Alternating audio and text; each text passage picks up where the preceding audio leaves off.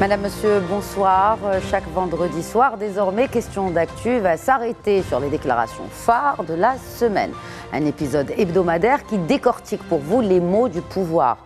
Des témoins de l'actualité analysent pour nous une sélection de déclarations fortes issues de l'espace médiatique, politique, économique ou social.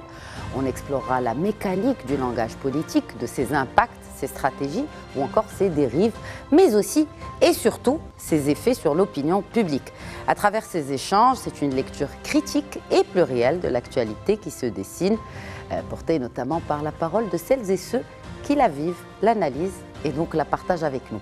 Ce soir, je reçois deux observateurs qui feront une lecture des verbatims marquants de la semaine au niveau national et international. J'ai d'abord le plaisir d'accueillir le directeur technique et du développement de la Confédération africaine d'athlétisme, et c'est surtout un passionné du Maroc, un passionné d'Afrique, et concerné par ce qui se passe et qui formule son point de vue sur les plateformes digitales. Et son histoire est intimement liée à l'athlétisme marocain et mondial. Bonsoir Aziz Daouda. Allah Khadija, bonsoir. Merci de me recevoir pour cette première. Un plaisir renouvelé de vous accueillir, c'est Aziz, sur les plateaux de Média TV. Avec nous aussi, il est... Alors d'abord, il est dirigeant d'un cabinet de conseil en stratégie. Il est aussi romancier. 6e roman qui sort la semaine prochaine, intitulé L'exorciste de la République, Amin Jamei. Bonsoir et bienvenue à vous également. Merci beaucoup, Khadija. Alors, le fait marquant de cette semaine, la réaffirmation de la position américaine prise en 2020 et qui reconnaît la pleine souveraineté du Maroc sur les provinces sahariennes. Mardi, les États-Unis confirment que le Maroc est dans son Sahara et que le Sahara est dans son Maroc. Et cette déclaration phare du secrétaire d'État américain Marco Rubio, qui réitère donc la position claire des États-Unis, je cite, « C'est une véritable autonomie sous souveraineté marocaine qui est la seule solution envisageable. Les parties doivent s'asseoir maintenant à la table des négociations pour parvenir à un résultat mutuellement acceptable. » Fin de la citation du secrétaire d'État américain Aziz Daouda. Premier commentaire. D'abord, c'est une affirmation, vous voulez le dire, mais c'est aussi une confirmation. Oui.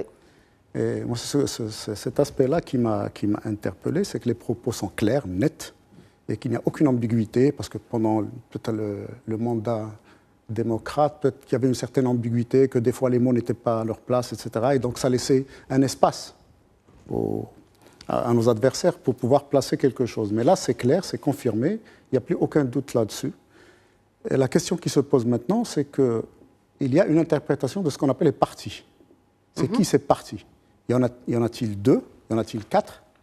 Selon le Conseil de sécurité, il y a 4 partis. Maroc, Mauritanie, Algérie et Polisario. Selon le Maroc, ou la vision que nous avons, nous, citoyens, il y a 2 partis, le Maroc et l'Algérie. Et donc, la question que je me pose, et je pense que c'est ce qu'insinuent les Américains, les partis, pour eux, c'est l'Algérie. Elle est citée dans la dernière résolution, les dernières résolutions. Toutes les résolutions les citent, sauf que ceux s'extirpent et disent qu'ils ne sont pas concernés. Bon, c'est leur position et libre à eux de l'avoir. Sauf que là, parce que ce qui est nouveau dans cette confirmation américaine, c'est qu'ils exhortent les partis à venir discuter le plus vite possible. Donc, si vous voulez, cette accélération les met dans une situation très difficile. D'ailleurs, leur communiqué, quand on le lit, il est d'une ambiguïté invraisemblable. Il y a même des erreurs invraisemblables où ils traitent les colons comme les colonisés. En fait, c'est vraiment... on se rend compte qu'ils étaient dans le désarroi. Et aussi dans le déni, d'autant plus que les 2 poids 2 mesures de la diplomatie algérienne, on les connaît désormais. On ne rappelle pas l'ambassadeur algérien à Washington, encore moins convoquer Madame l'ambassadeur américaine à Alger. Ils ne la convoqueront jamais, ils ne parleront jamais comme ils parlent à la France ou comme ils se sont adressés à l'Espagne, parce qu'ils savent que là, c'est le point de non-retour dans la situation. C'est véritablement le point. Parce qu'ils ont des éléments pour faire pression sur la France, ils ont des éléments pour faire pression sur l'Espagne. Mais quels moyens ont-ils pour faire pression sur les États-Unis? Aucun. Le message est clair. Et puis il y a un autre message des Américains, cette fois à l'envoyé personnel du secrétaire général de l'ONU, Staffan de Mistura, par la voix de la sous-secrétaire d'État américaine chargée des affaires politiques, Lisa Kenna. C'était hier 10 avril, suite donc à sa rencontre avec Staffan de Mistura. Je cite, « J'ai rencontré l'envoyé personnel de l'ONU, Staffan de Mistura, pour l'interroger sur ses précieuses contributions continues à la promotion de la paix au Sahara. Alors, fin de citation. La mécanique du langage diplomatique, Amin Jamiri, et surtout un mot qui m'a interpellée, l'interroger. Ouais, en fait, effectivement, ça fait sourire, c'est un peu ironique. Et quelque part, comme on en parlait tout à l'heure, on a pratiqué la main tendue pendant des années avec notre voisin. Et on se rend compte qu'aujourd'hui, c'est vrai qu'on stagne, qu'il n'y a pas eu énormément d'évolution de leur côté. On accueille un intermédiaire qui est l'envoyé de l'ONU. À un moment, ça ne marche pas, cette triangulaire ne marche pas vraiment. On a un autre intervenant qui sont les États-Unis, qui vont mettre de la pression pour mettre à la table des discussions une partie prenante claire qui est l'Algérie. Et l'Algérie doit venir s'expliquer et enfin prendre son rôle son rôle majeur dans ce qui se passe dans nos relations et de l'assumer. Et l'assumer, c'est pas peu chose, parce qu'ils ont toujours essayé d'écarter cette volonté d'assumer leur rôle. Et leur responsabilité surtout. Oui, tout à fait. Leur responsabilité au pluriel. Il y a un autre tweet, cette fois du congressman Joe Wilson, il est d'aujourd'hui, je cite le congressman américain, « Une véritable autonomie sous souveraineté marocaine est la seule solution envisageable pour le Sahara ». Donc il confirme et s'aligne à la position du secrétaire d'État américain. Ce qui est intéressant, c'est qu'il a dit qu'il introduirait une loi pour désigner le Polisario comme organisation terroriste. Je cite Joe Wilson, « L'Iran et Poutine prennent pied en Afrique via le Polisario. Si vous reliez les points, c'est l'axe de l'agression. » Fin de citation de Joe Wilson. Alors là, c'est une autre dimension. Oui, c'est une autre avancée majeure. Et puis, la clarté du message est là. En fait, Aziz Daouda. Je voudrais juste rebondir 2 secondes sur le fait d'interroger des Mistura. Parce que d'abord, pourquoi ce n'est pas Marco Rubio qui le reçoit? Il est reçu à un échelon inférieur. C'est une façon de lui donner des instructions, de lui dire voilà la position véritable qu'il faut prendre, il n'y en a pas d'autre. Donc ils ne lui ont plus laissé de marge de négociation. Il va négocier avec qui et de quoi maintenant? Oui. La position est claire, il y a une solution et c'est celle-là. Donc, en fait, peut-être que c'est la traduction du français vers l'anglais qui a fait qu'interroger interpelle de cette façon-là. Mais moi, je pense qu'il a reçu beaucoup plus une instruction plutôt qu'une interrogation sur ce qu'il allait dire. Maintenant, pour ce qui est de Joe Wilson, d'abord, il faut savoir que Joe Wilson est un des congressmen les plus influents aux États-Unis. C'est quelqu'un dont la voix porte. Et le fait d'avoir été aussi loin, en fait, réconforte le Maroc, qui le sait. Nous, Marocains, nous savons que c'est des terroristes. Nous le savons, nous le vivons. Ce qui s'est passé à Smara, etc., c'est du terrorisme.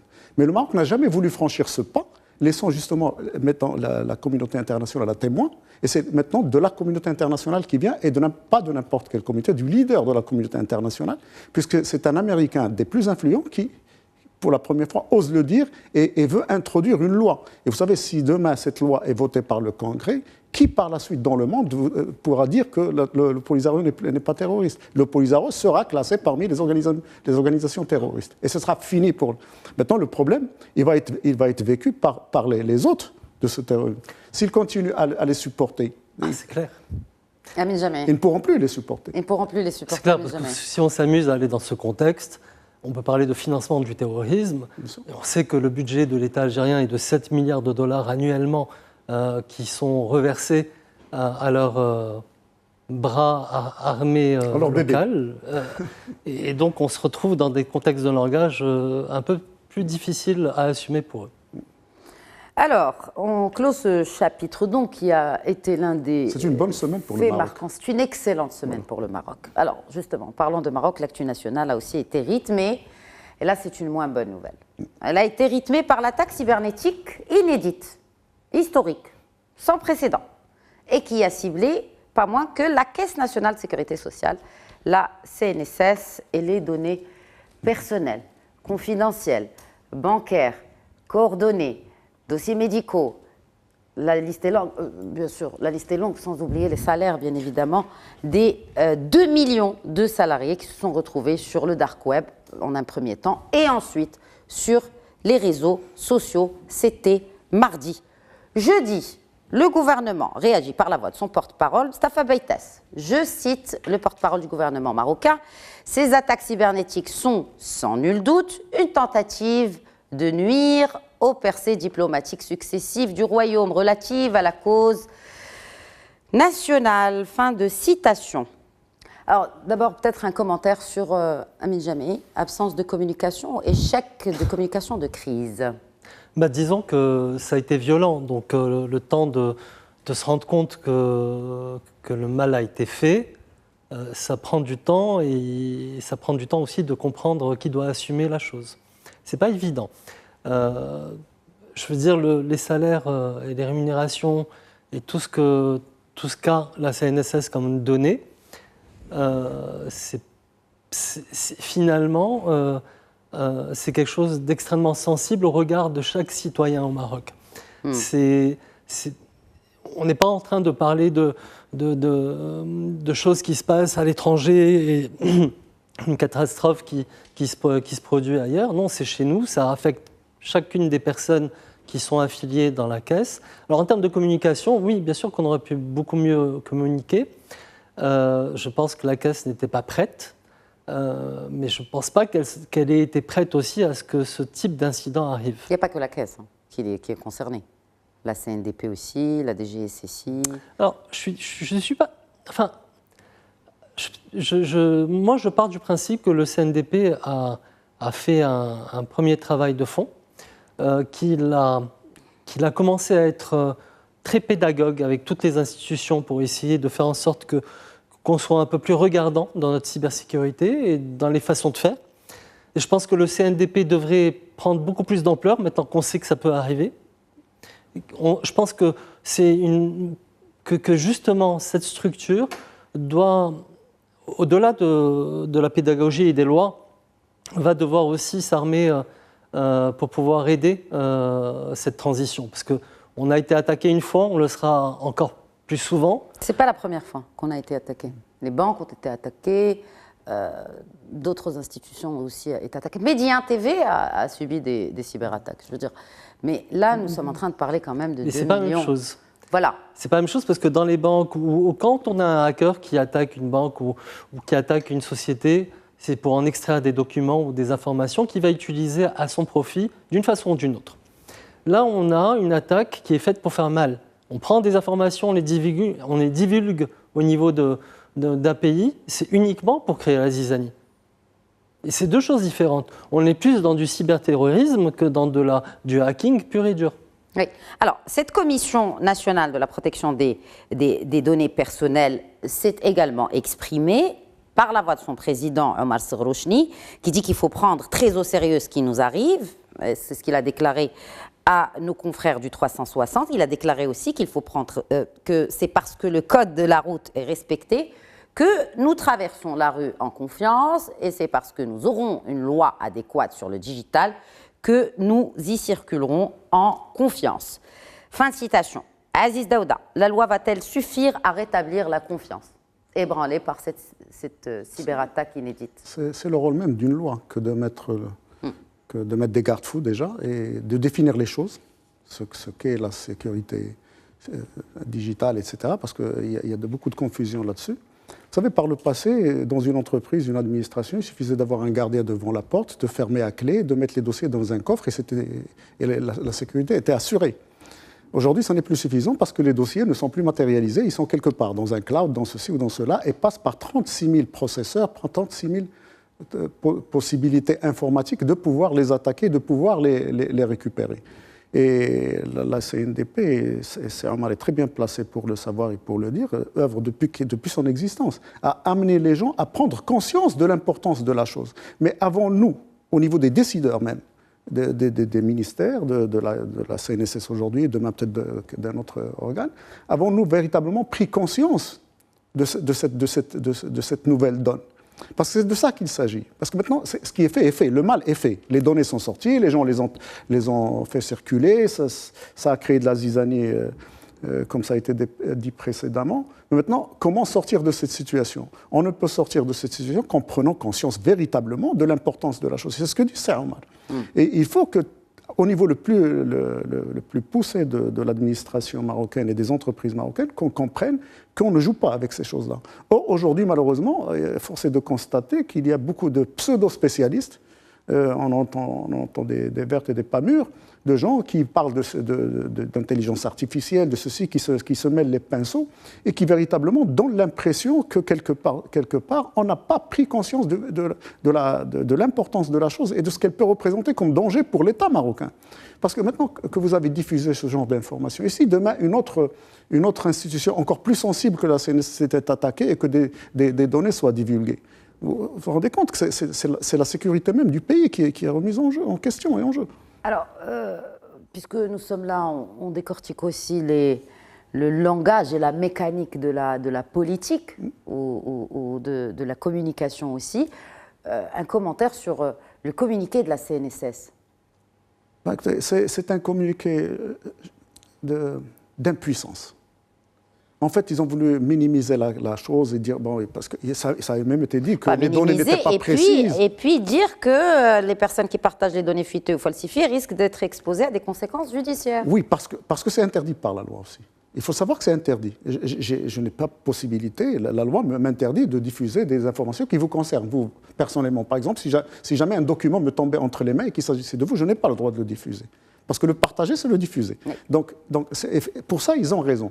Mais ce n'est pas ce langage-là qu'il faut aujourd'hui. Aujourd'hui, il faut rassurer le citoyen marocain. Il y a quelques semaines, ça a été des cartes bancaires qui avaient été... Mais il n'y a pas eu de mea culpa. Exactement. Mais c'est ça qui fait mal au cœur, c'est que personne n'assume la responsabilité de dire oui, on a failli en ceci, on a failli en cela. Et on même le gouvernement auprès des gens qui retrouvent leur vie dévoilée au grand jour à tout le monde. Vous avez certainement constaté la sérénité avec laquelle le porte-parole du gouvernement parle de cette histoire.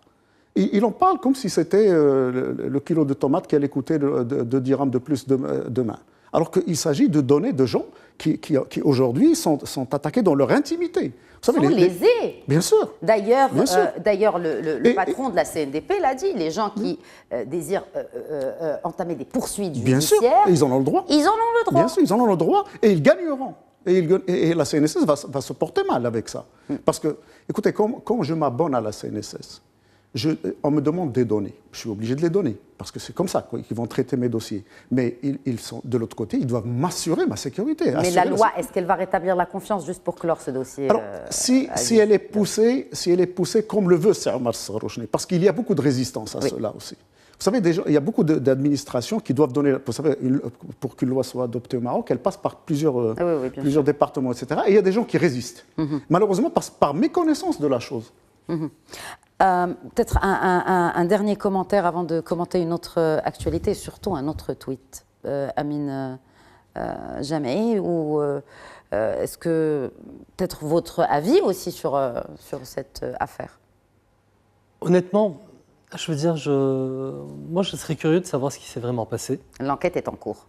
Et donc, je pense qu'il va falloir qu'on attende aussi de savoir si effectivement on avait... Si c'était un acte de sabotage international et qu'on a mis les meilleurs hackers du monde dessus et qu'on les a payés grassement, quelque part, les logiciels de sécurité, de cybersécurité qu'on achète et qu'on crée comme pare-feu dans les entreprises ne sont pas en béton armé. Si on trouve des gens encore plus forts que nous pour pouvoir les hacker, à qui la faute incombe si on est impuissant de pouvoir faire mieux? À un moment, il faut comprendre ce qui s'est passé et puis il faut aussi, comme vous disiez, trouver comment réparer les choses avant que ça devienne plus grave. Parce que plus grave, ça serait qu'on touche directement à notre argent dans les banques et là, ça deviendrait très grave, effectivement. Oui, et qu'on ait accès aussi à nos dossiers médicaux. Ou pire, qu'on puisse vendre cette donnée qui coûte vraiment de l'or.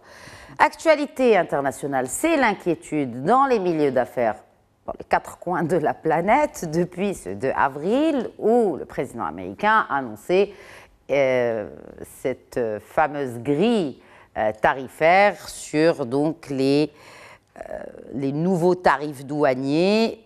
C'était la panique. Mais voilà que hier, la Maison-Blanche tweet sur le réseau X « Restez cool ». en commentaire d'une photo de Donald Trump souriant entouré de son ministre du Commerce et de son ministre des Finances. Restez cool, tout va bien se passer, dixit Donald Trump. C'est une trêve tarifaire, ça vous fait sourire, Amin Jamaï? Ça me fait sourire parce que c'est exactement ce que me dit mon dentiste quand je vais chez lui. Donc oui, ça me fait sourire.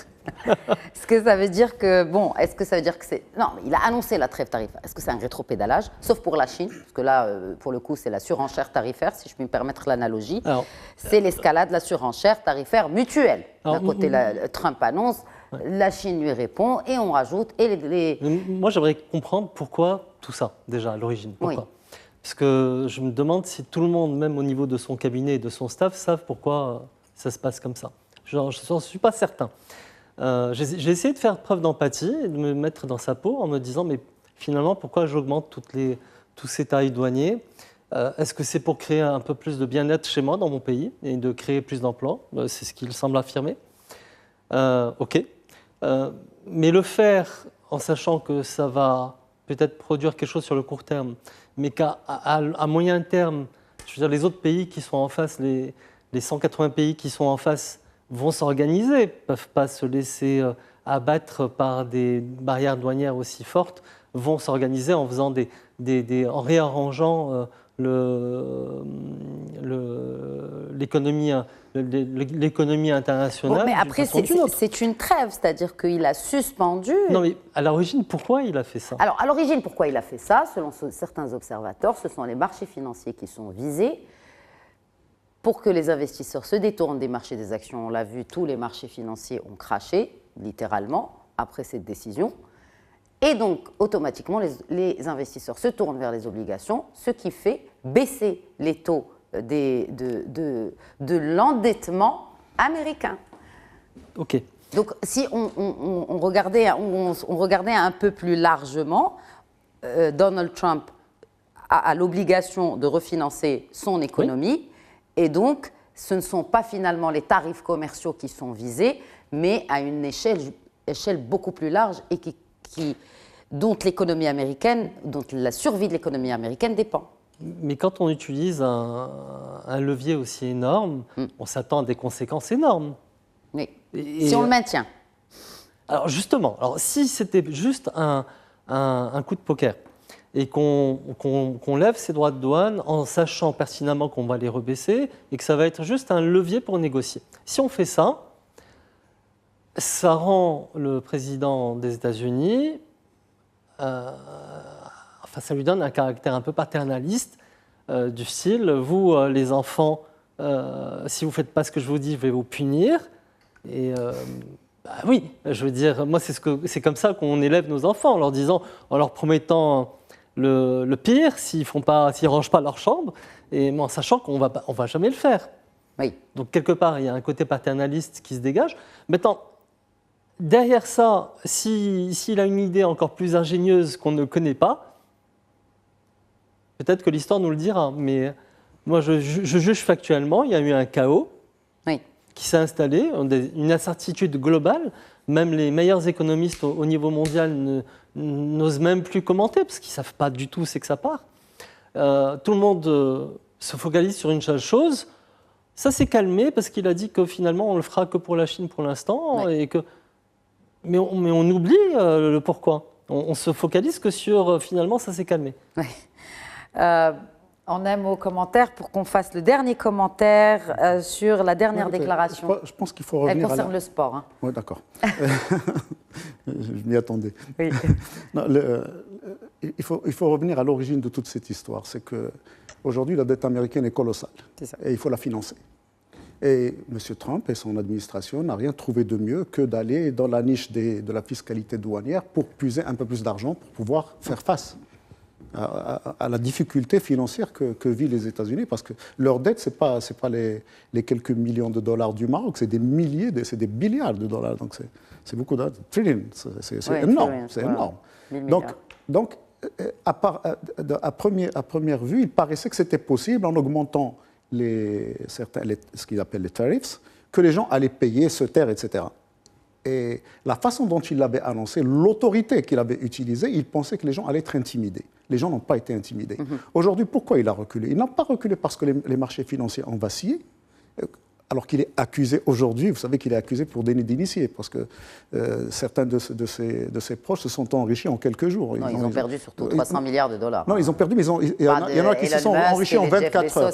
Non, mais il y en a qui se sont enrichis, qui ont spéculé sur... Alors on dit quelques-uns disent qu'ils étaient au courant de ce qui allait se passer, des décisions prises. Mais le problème, ce qui a fait reculer M. Trump aujourd'hui, c'est le marché obligataire. Exact. Vous savez qu'aujourd'hui, quand les gens n'avaient pas de... Quand il y avait une crise quelconque, les gens se réfugiaient dans la dette américaine. Dans les obligations. Justement, ils achetaient des obligations. Aujourd'hui, les gens se débarrassent de ces obligations. Donc c'est toute la crédibilité des États-Unis et du système financier et du dollar. Oui. Le dollar se casse la gueule, les obligations se cassent la gueule, et donc c'est le système financier américain, économique américain, qui est en train de péricliter. Commentaire Aziz Daouda en une minute. Commentaire de la déclaration du président de la Fédération royale marocaine de football, Fawzi El Kherja, à l'occasion du World Football Summit, qui était organisé à Rabat les 9 et 10 avril à l'UM6P. La Coupe du Monde 2030 est l'occasion pour faire du sport un levier d'inclusion sociale où l'humain est au cœur de nos priorités. Dixit Fawzi El Kherja. Et il a raison. Il a raison dans la mesure où, on ne va pas le répéter assez, le Maroc, dans cette affaire de Coupe du Monde, ne la voit pas comme un événement sportif isolé, mais comme un accélérateur de développement, et notamment de développement social. Et beaucoup d'investissements de ce qui se fait aujourd'hui visent justement à améliorer le bien-être du citoyen marocain. Et donc, c'est ce qui est recherché, et c'est ce que dit Serge clairement, et espérons que...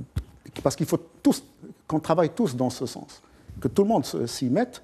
Il faudrait que cette Coupe du Monde ne soit pas uniquement la festivité Coupe du Monde en 7 semaines et puis c'est parti. Non, il faudrait justement en faire un levier de développement économique et social. Et dit par la Fédération, ça veut dire que c'est l'encouragement aussi. La Fédération est le premier financier du pays. Le financier du sport, bien sûr. Non, mais il est quand même responsable des finances du Maroc. Ah oui, aussi, oui. C'est vrai. En effet. Merci beaucoup, Aziz Daouda. C'est moi qui remercie. En tout cas, merci à vous aussi, Amine Jamé. Merci beaucoup.